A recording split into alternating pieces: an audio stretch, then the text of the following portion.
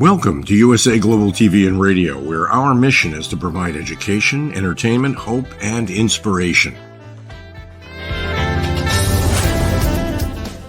USA Global TV and Radio connects you with experts and audiences all around the world every single day to help you succeed in business and to live a richer life. Visit us at usaglobaltv.com to learn about career and life-changing training and mentoring programs like the Listening Mentor. Subscribe to our newsletter to stay informed about our special programs and offers. Discover how you can become a guest on one of our shows or a host or producer of a USA Global TV and Radio show of your very own.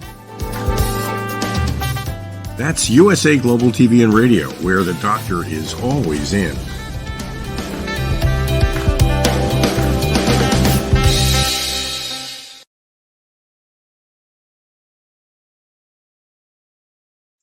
Hi, Red Laughlin here. We're on the Corner Bookstore today on the USA Global TV and Radio Network. And today I'm super honored to have an author who's written over 24 books and has both mastered the nonfiction and fiction end of our world. So with that, Mark Leslie, Canadian author, coach, speaker, please join us. Is it okay if I brought a friend?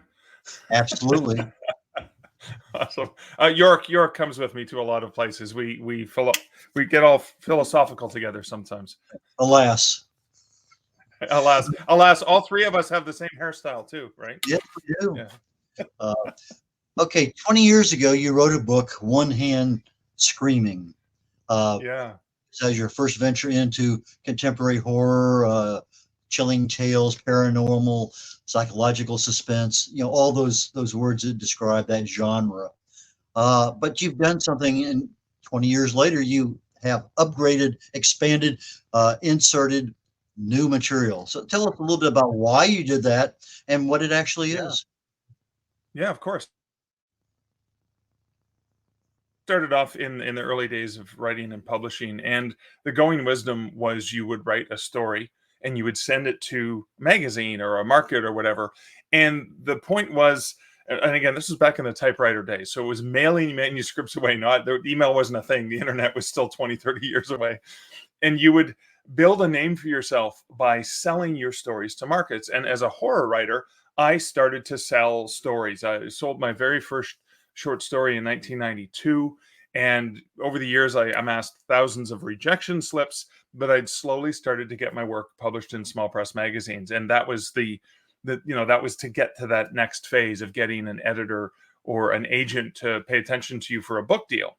Well, I was working in the book industry since 1992 as well. And I was so frustrated that I had dozens of stories published, but I didn't actually have anything in a book. Like, the magazine was only available for a limited time period, maybe, for 1 month or 6 months or whatever. And then it was off the shelves. And so what I did is in 2004, I collected a bunch of my previously published stories and I put them together in this relatively thin volume. It was only 140 pages, called One Hand Screaming. And again, horror collection, single author, and very, very thin, as you can see. And I self-published it. So this was in 2004, before self-publishing was easy. This was a print-on-demand title. Ebooks weren't even an option for independent authors at the time, and made it available, distributed through Ingram to make it available to bookstores, etc. And that was the very first book I published. And so, as the 20th anniversary of this, seminal work for me, the very first book I had out, and I have 35 books published since then, but that was such an important landmark. I wanted to do something special to celebrate the 20th anniversary. So why not release a revised version and include, some of the stories that I published in the last 20 years. So One Hand Screaming, 20 Haunting Years, which technically would be 40 haunting years because I started writing 40 years ago. 20 Haunting Years has all new content. So, it has the original 23 stories. It has an additional 26 stories and poems that have been published in the last 20 years, as well as 11 of them have never before been published anywhere. So they're unique. I commissioned original artwork. So there's some full-page spreads of original horrific artwork to head up each themed section of the book. all new introductions, kind of like a Rod Serling Twilight Zone, where he walks out and introduces the story in a couple lines, and expanded author notes. And the author notes are for readers who just want to know what inspired each of the stories, but writers potentially may even enjoy them because they get a little insight into the backstory, where this was originally published and what inspired the story. And so that one's way more than twice the size of the original. And I thought, I'm not just going to leave it at that. I'm not just going to do an expanded edition of the book. Revised cover. I did a Kickstarter for it, which I ran over the summer, where people could get access to additional bonus content that's not going to be available in the book. A full leather bound, even further expanded edition that has additional material that's not in the regular trade edition. And I even printed enough copies, like a large print run of these, and basically invested in putting them into a distribution warehouse like a traditionally published book. Because I thought, if 20 years ago I was pushing the boundaries, why not push the boundaries even further 20 years later? Okay, so you have this passion for dark humor and psychological, supernatural in that area, but you also happen to have a very highly developed skill for the nonfiction aspects of writing and publishing. Did that come out because of necessity, or just because of love, or how did you end up in two different markets having a lot of good material? Well, that's a great question, Red. Thanks for asking. I always liked paranormal stuff. I always liked speculative fiction, the what if, right? What's hiding in the dark corner? Is there a monster under the bed? What does it want from me? Besides to eat me alive.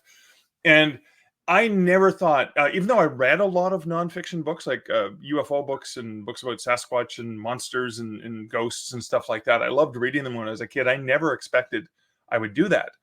It wasn't until I think I was in Ottawa, Canada's the national city, the capital, and I was on a ghost walk. A Victorian garbed actor on the Hamilton or Ottawa ghost walks, and I was just so in awe of the storytelling that went into the ghost walks, because as they're relaying the stories about the various ghosts in downtown Ottawa, they are sharing historic stories. And this was the first time in my life that history came alive. And I always kind of thought of history as boring, perhaps because of the way that it was taught to me in school. But this was the first time that I went, wow, this is amazing. We have such a rich and varied history that we don't really realize, right? One of our prime ministers used to have seances and commune with the dead. Like that's the leader of our country. And that wasn't really a big thing we talked about in history. So when I moved to Hamilton, Ontario, Canada's steel town, I went on a ghost walk to try to get to know a little bit more about the city. And I was so inspired with the local group, I suggested, hey, you guys should write a book. This really great content. And they said, well, we're too busy running this business, but we'll give you access to our files if you want to write a book, and we'll write the introduction for you. And so that Haunted Hamilton was the very first exposure of taking true stories and applying the same storyteller skills into writing those chapters. And of course, 6 other books later, I've continued to write haunted location books. And so I find it really fascinating, because sometimes when I'm researching for a true ghost story book, I may find a story about a ghost, and I may or may not have enough to write a chapter on it, but that could also inspire fiction. So that research that I do for one kind of project can lend itself to another. And in many cases, there's a true story about, a ghost that haunts this museum, for example, in the creepy capital, one of my books about the nation's capital and ghost stories there. And then I adapted that ghost into my fiction as well. So I can kind of double dip, which I think is an important thing for authors to recognize, is you have ideas and IP or intellectual property, and it can come out a few different ways, right? Nonfiction, fiction, even doing talks at local libraries, etc. Like 3 different ways that you can exploit your own IP. Have you actually run into a ghost? Yeah, actually, it's funny. For years, I could say I've never seen a ghost. Thank God, because I'd probably have a heart attack and die, or have to change my underwear or whatever. Because I'm a big chicken. I'm the one of the world's biggest chickens. But it was a few years ago. Yeah, my now wife and I were traveling through. We were driving back from Florida. We were at a romance writers conference down in Florida, in Orlando, and we were driving back to Ontario, Canada, and I had just released Haunted Hospitals with Rhonda Parrish, my co-author. And on the way back, we were, looking for a spot about halfway, so we could just kind of do the drive in 2 days. And I saw that in Weston, West Virginia, there was the Trans-Allegheny Lunatic Asylum, which was one of the places that Rhonda wrote about in the book. And so I hadn't really researched it the way she had. I only, looked at and kind of proofread her chapters before we sent that off to our editor at the publisher. And so we stopped in, and Liz and I got a hotel room. It was late at night. It was about 1 a.m. We were tired. We were traveling all day. We get to the first hotel and it's all booked up. And then they say there's another hotel a mile down the highway, and, driving through the mountains in the fog at night, and we're tired, and get to the next hotel. And I run in to see if they have a room, and they say, yeah, but we only have one room available. But it's like 2 double beds. We don't have a queen or a king or anything. And I said, I don't care. We just want to go to sleep because we want to get up, do the tour the next day, and then drive back home. And in the middle of the night, a scary thing happened. Is I woke up and I heard Liz. She was in the bed closest to the bathroom, and I was in the bed closest to the door. In the middle of the night, I woke up and I see Liz. I can hear her feet shuffling, and I see her moving around the side of the bed towards the bathroom. And I'm laying there thinking, okay, it's going to turn the bathroom light on. And I'm waiting and waiting, but the light never turns on. And I thought, oh, that's weird. So I'm just laying there in the dark, and I'm listening, and then I can hear Liz snoring in the bed beside me. And then I thought, oh my God, there's a woman in the room. I just saw a woman walk around the side of our bed, and she's hiding in the bathroom. And I sat up. I was terrified. And then I realized what probably happened. What probably happened is I saw Liz go to the bathroom. I fell asleep while I was laying there, as happens. And maybe 5 minutes passed, but I thought a second had passed. And she's already back in bed. And that's what happened. It was a trick. And then after I finally got back to sleep and realized there was nobody there, I heard a noise. I heard sort of like the noise on the desk at the end. And again, I sat up thinking someone was in the room. So I finally got convinced that I was hearing and seeing things. But then the next day in the morning, when Liz woke up, I said, hey, did you get up at all in the middle of the night? And she goes, no, I never got up once. I was in bed the whole time. And I said, well, that's weird. And I told her what happened. And her face went white. And I said, what? She said, well, I wasn't going to say anything, but she's laying there sleeping in the middle of the night, and she could feel someone standing over her in the middle of the night. And then she felt a hand touch her shoulder, and she knew it wasn't my hand. She said it felt like a woman's hand. She's feisty. So she swung around as if like someone's broke in here. I'm going to hit them. And there was nobody there. So we both experienced seeing or feeling or hearing a woman in the room with us. And I can't explain what it was. So perhaps it was a ghost that we saw. That's your story, and you're sticking with it, right? That is my story. And it's funny because Liz is not a believer, right? She likes going on the tours, and she doesn't believe. I'm a big, I'm a sucker for paranormal stuff. And she's like, yeah, I don't believe it. And then she's like, I can't explain this. My daughter used to work at a prison in Texas. And when she was working outside picket, she had a gun as tall as she's only 4'10", but she has a gun almost as big as me. But she knew ahead of time that everyone who walked that particular part of the prison, there was a ghost they called George, and he loved to feel their hair. And she says more than a few times, many more than a few times, she would feel somebody, running her hair through their fingers, and she'd say, "Knock it off, George," and he would stop for a little bit. And so she kind of got used to George, but then she was inside, and one time she's walking down to like 3 o'clock in the morning. Everybody's supposed to be asleep. And all of a sudden this convict, inmate, whatever you want to call, appears in front of her, and she's just about ready to say something or shout something to someone, and he walks through the wall. And oh my God. So okay. Yeah, so little things like that. But anyway, so there's a lot of non-believers. So there's a lot of people who have never had the opportunity or experience. But anyway, but you were talking earlier about this access to a whole bunch of historical stuff. And Yeah. it kind of brought up one of the things I read in doing research on you today. You have it, I think, on your website. If the desire to write is never accompanied by the actual writing, then the desire is not to write, or something like that. Uh, Yeah, yeah, that's it. Yeah. um, that's kind of profound in many ways. Tell us, why did you decide to include that on your website? I can't remember where I encountered it. It's a quote from Hugh Prather, and it's from his book Notes to Myself, which is kind of like memoir, journalish. Uh, and it just stuck to me. If the desire to write is not accompanied by actual writing, then the desire is not to write. And this is something that happens to so many writers. Is so many writers have these great ideas, they have things they want to do, and then they end up not getting it done.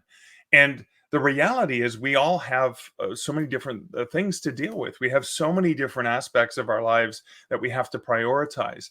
And I always remembered that if I want to actually be a published writer, if I want to actually have books out into the world, I actually have to. I have to bake the bread. I have to make the books. I have to put them into the world if I want to reap the benefits of it. And so that was a reminder to me that if I don't have button chair and fingers on keyboard, I'm not going to have a story to sell, or I'm not going to have a book to sell. And so that quote from Hugh Prather really spoke to me, because it really does come down to, I mean, and you can't edit a blank page, right? So even if that first draft is not good, it doesn't matter. The fact is that you're actually getting stuff. And if you don't get writing, then is it really important to you? And perhaps the desire is not to actually get any writing done. So, I mean, it speaks to me, and I've kept it on my writing space for a long time. Okay, so you're a writer, obviously an author. You've been involved with editing, you've been involved with marketing, publishing, and you're also kind of a coach and a speaker. It seems like you're Yeah. taking advantage of all the different things that an author should consider as potential options for getting credibility, income, speaking. I mean, Right. lots of things out there. We write a book, we don't tell anybody about it until we get done. Then all of a sudden we're hoping that we sell things. And then all of a sudden, 5 years later, well, I've sold 37 books. And then you wonder, Yeah. why don't people want because anyway, so take us back through your history of when you first started writing. What kind of challenges did you have, and how did you overcome some of these and become, let's say, a rung up on the ladder of success? Yeah, well, I'm glad you asked, because when I go back to where I grew up in mid-northern Ontario in a small town, we didn't even have a bookstore. It was an hour drive to get into the big city, which was only 90,000 people, where there were bookstores. And our library, which was attached to the public school, the only public school we had there, it closed down in the middle of the summer. So, right, for 2 months, you couldn't get to go to the library. So my access to reading and materials, especially in terms of research or writers clubs or anything, was very, very limited. And so that's where I had to really step out and above and beyond just listening to the limitations of what I could do. So that was, when we went into Sudbury with my parents, I would get into the bookstores and I would pick up books like Writer's Market or Writer's Digest magazine, where there was lots of helpful tips for writers. I mean, the difference today is that a writer has access to the internet, and even if they don't have a computer at home, they can go to the library and they can access computers to get onto the internet and get access to so much information. So one of the first things I learned was, I mean, it was very limited what I could do. I could sell stories to magazines. I could get some money eventually for them, and get lots of rejections. Now, in the world we live in, there's so many choices and options. And one of the things I often tell writers that they should take advantage of is, remember, you're the creator, you're the generator of the IP and the ideas. You can sell work to publishers and magazines and markets. You can also release that content yourself, and you don't have to pick just one. You can do a little bit of everything. I have worked with, let's see, four or five different traditional publishers to sell my works through them. But I've also self-published a bunch of my stuff. And I've also done stuff like I mentioned in One Hand Screaming. I made money selling this story to a horror magazine. They gave me money. And then a year later, the license or the contract says that the reprint, the reprint rights are they're returned to me. they got first serial rights or first North American rights, and then I can sell that reprint to another market, or I can include it in a short story collection. Or if you want to test and you're curious about publishing direct to Amazon on Kindle Direct Publishing, or using a distributor like Draft to Digital to get your ebook out into the world, you can just publish a short story and test it out and see what it's like. And that can remove some of the fear and anxiety. And the other fear and anxiety writers have is, oh my God, people are going to read my work and they're going to judge me, right? And that's one of the biggest hurdles I think writers have to get over, is recognizing, yeah, I have the story, I have these things I want to share. It's okay, once I share them, you're going to encounter people who don't like your work, and you're going to encounter people who like your work, and you're going to encounter people who love your work, and maybe you'll encounter people who hate your work. And I guess fortunately, I cut my teeth on a lot of rejections from a lot of different editors, and then acceptances once in a while. So when I look at today, when I have a book up online and it's listed on Amazon or some other retail website, and I see, okay, I got a 4-star and a 5-star review, and somebody really loved it, and then I got another one where it's like, oh, it's a miss. So someone's like, oh my God, this, One Hand Screaming had blood and death and ghosts and stuff, and I hate that stuff. And I was like, well, maybe not your cup of tea. So you're not my audience. And not taking that personally is really hard for writers too. Well, why don't we do this? You have a book or two there that I asked you to set up as a potential reading option. Why don't you pick something, and let's give people a chance to see what kind of judgment they can make against you today. Yeah, okay. Well, I'll read a couple really short selections from One Hand Screaming, just so people can get a bit of a taste for it. So I'll read that. This is a short poem that I wrote specifically for One Hand Screaming 20 Haunting Years. So it's a poem which is more of a reflection of a writer's life. So any writers who are watching or listening will probably get a charge out of it. It's called 20 Haunting Years. As I stare down into the coffee cup and reflect upon what lies beneath its murky depths, I'm taken first to the desk of a solitary author in the wee hours of a winter morning, prior to a long commute and a never-ending workday. He's seeking refuge in an upstairs bedroom turned into what he calls his writer's den in the Hamilton home he owns. There's only a half hour left in his quest of desperately compiling a collection to prove that he is a real writer, before he must pack up and get on with his day. That vision of a 34-year-old author then blurs as the scene shifts to a lonely writer about a dozen years before, in an Ottawa room that is in a bedroom, office, entertainment center, and refuge, where he writes with an unflinching passion and the restless fantasies of earning a living off his words before he heads off to work one of 3 part-time jobs. My mind's eye rewinds from there to an even younger self less than a decade earlier. A teen sitting alone in his bedroom in a small town, the only world he has yet known. A small mid-northern Ontario village with nearby Sudbury seeming like a sprawling metropolis to his inexperienced soul. He is composing tales at a desk and on a typewriter, both inherited from his mother, in the house that was also his mother's childhood home. His visions and dreams are grand indeed as he hunts and pecks for just the right word to plant on the page. This skinny and frail young dreamer and schemer has no idea of the road ahead and what the universe has in store. His imagination is fierce, but it can't comprehend what adventures lie on the many paths he'll one day take. I compose this now, at a desk in an upstairs bedroom, turned into what I call both my den and my home office, but also consider an entertainment center and both a refuge and a broadcast studio. I reflect that 20 haunting years are like the surface of my now cooling coffee, merely the gateway into a writer's 40 years of fingers on keyboard, pen balanced in hand, and black ink blood spilled on pages too numerous to count. Interesting. Sort of a light summary combination there. One area that I want to make sure we cover today, maybe now is the time to just jump into it, and we'll pitch down the road. Yeah. Anatomy of an author photo. I think I saw that on your website, on your blog site. If I'm not sure, the blog YouTube channel. Yeah. The markleslie.blogspot.com. I guess you tried to Yeah. portray Die Hard, and Yes. and Yeah.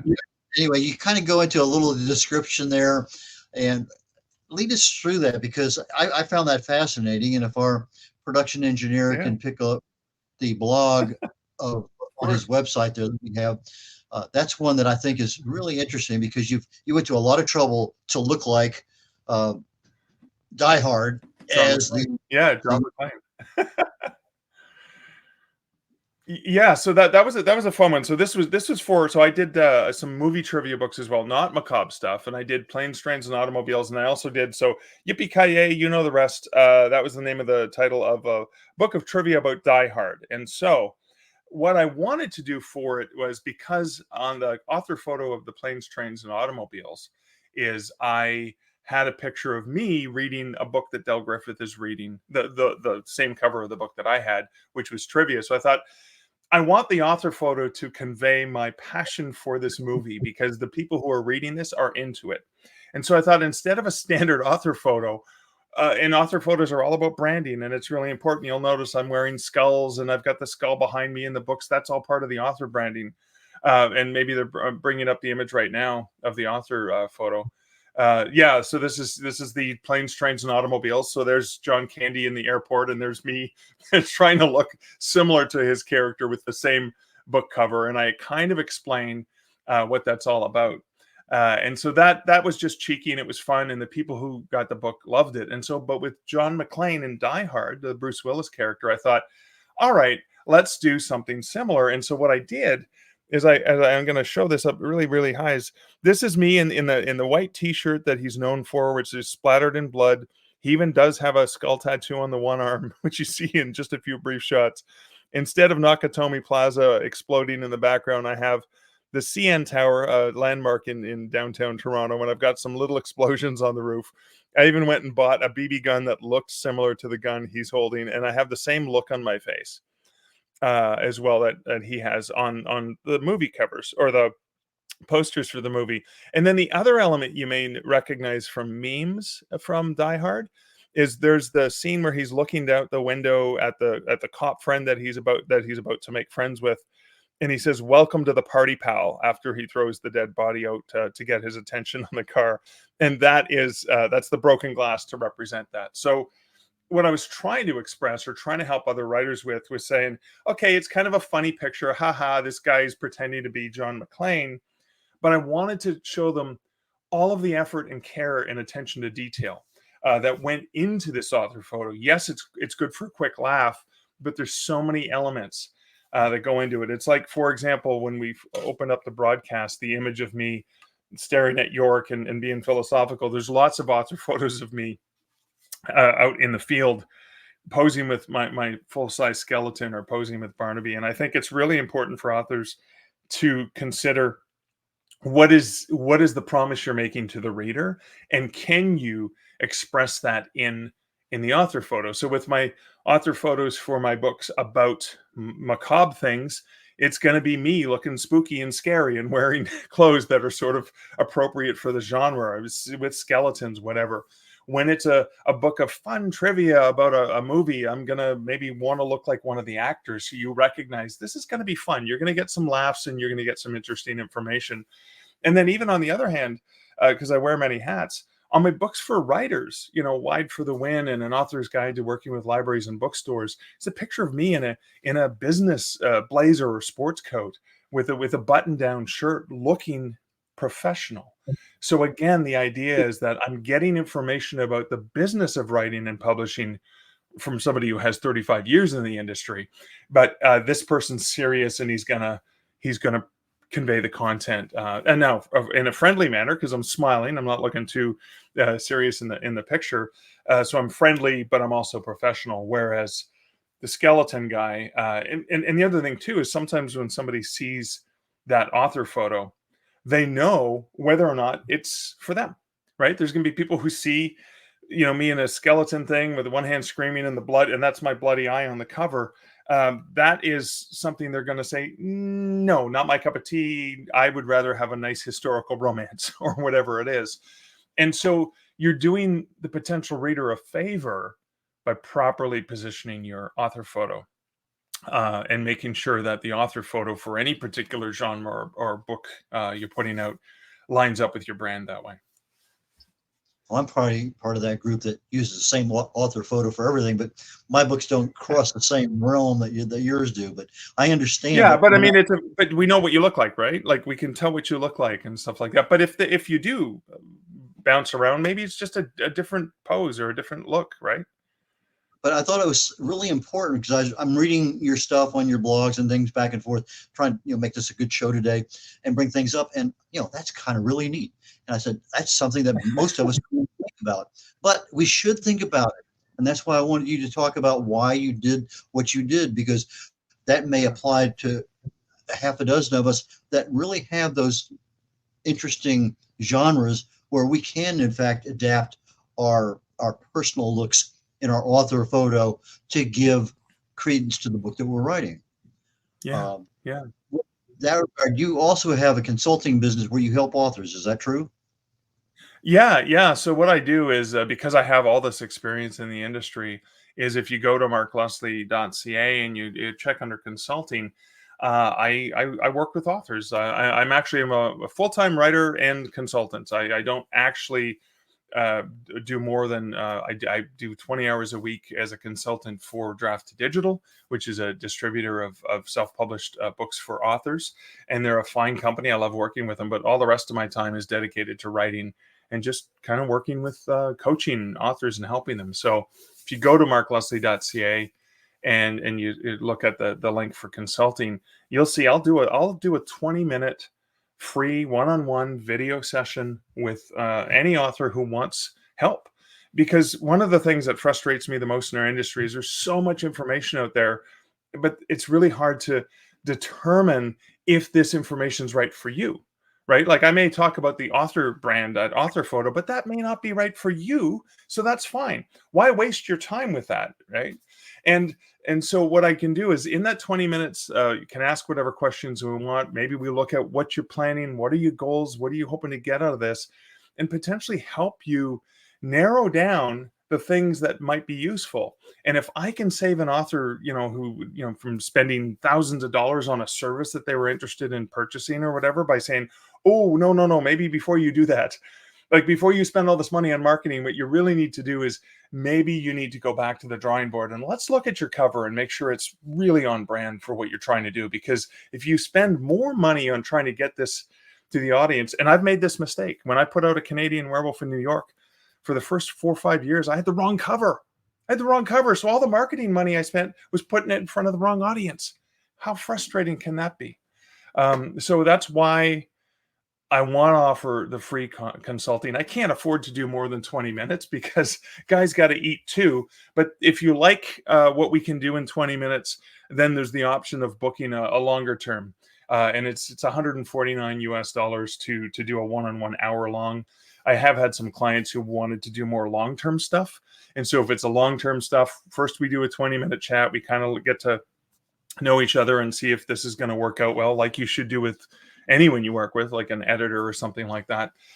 And then we look at a long-term plan and say, okay, so we're going to meet every 2 weeks for an hour. We're going to get here. And that's kind of a thing that I think we can work out. And then we look at, well, what would that actually be for this longer term project rather than charging you an hourly rate, which is a little bit more expensive. So you're sort of an accountability partner, so to speak, with regard to, here's what we should be doing. You get back to me in a couple of weeks. Let's make sure you actually got that done. And then I can understand that part makes a lot of sense to me with regard to a longer term commitment, because sometimes you can answer a question, okay, I got it done. And then all of a sudden, I need someone to hold my hand just a little bit longer, not much, but just a little bit. Yeah. So one of the mistakes I think, and again, you can add in there, is that we write our books as authors. We get the covers done, we get the publishing done, and then we start to think about the marketing. And in reality, when I have a new client and we go through a competitor analysis of what's out there, who's done what, et cetera, then I start saying, well, you need to start getting some of your material out there in the world. What Yeah. could you suggest to new authors with regard to when they should start marketing, what they should market, where, etc., so that it helps them when their book is actually published? So I really think an author needs to understand right from the beginning when they go to write a book, when they go to produce the book. And so if you're halfway through it or it's finished or whatever, before you start thinking marketing, let's step back and look at who this book is going to benefit. Who is this book for? With a nonfiction book on like how to tie your shoes, well, it's for people who want to learn how to tie their shoes. Okay, that's one aspect of it. But how am I going to approach tying shoes? Is my tying shoes going to be fun and frivolous? Is my tying shoes going to be a long, in-depth academic look at how to, the history of tying shoes and how to, perfect 50 different techniques? Or is it going to be a quick, fast, let's get in and get out because I'm busy and I want to tie my shoes? Because the reason I want to tie my shoes is I really want to be a good runner. And then that's the next phase of your career. So kind of understanding who your audience is important.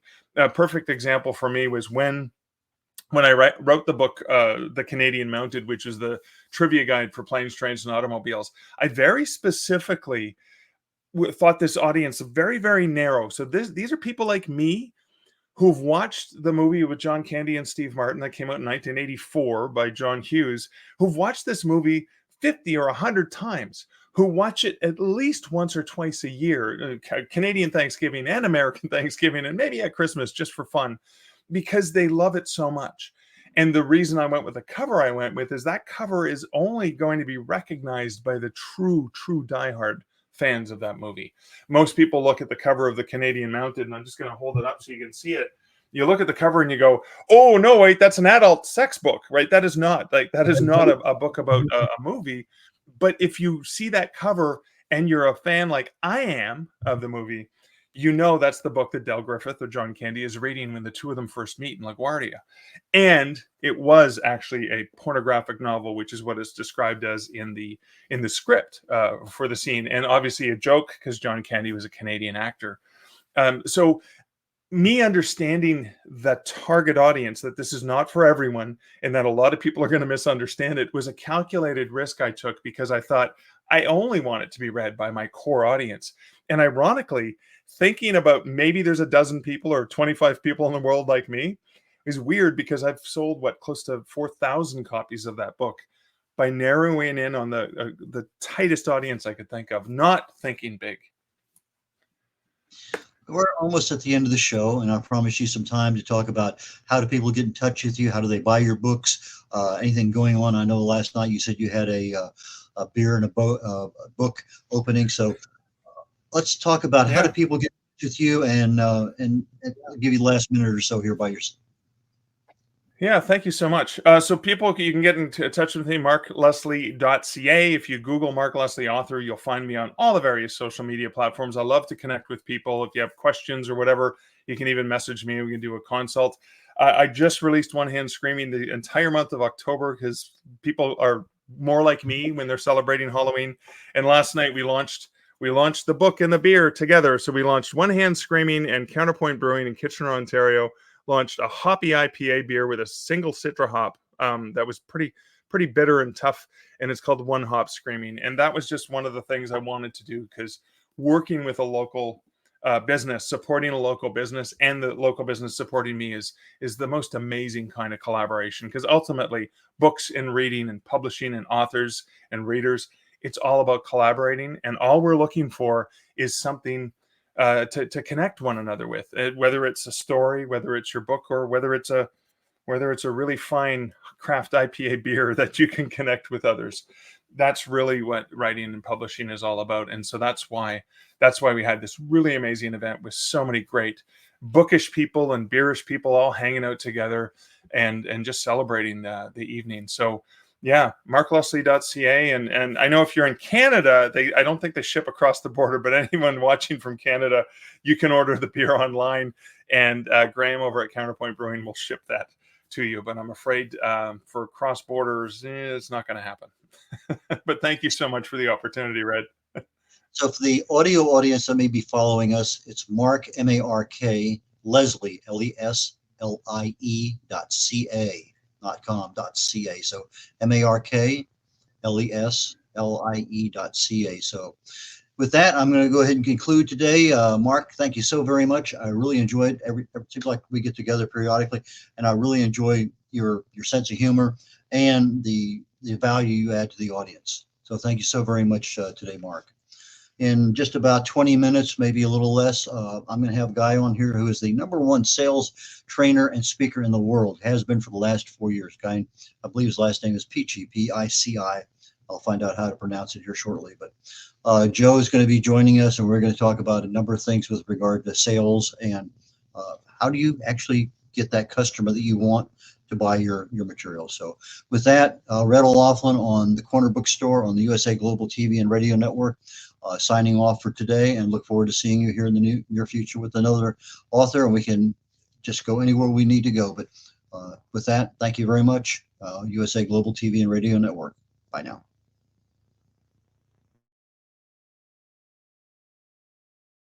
Hello, I'm children's author Diane Floyd Bain, and I am co-host for several of the USA Global TV and radio shows. I joined because of the purpose of the USA Global TV and radio.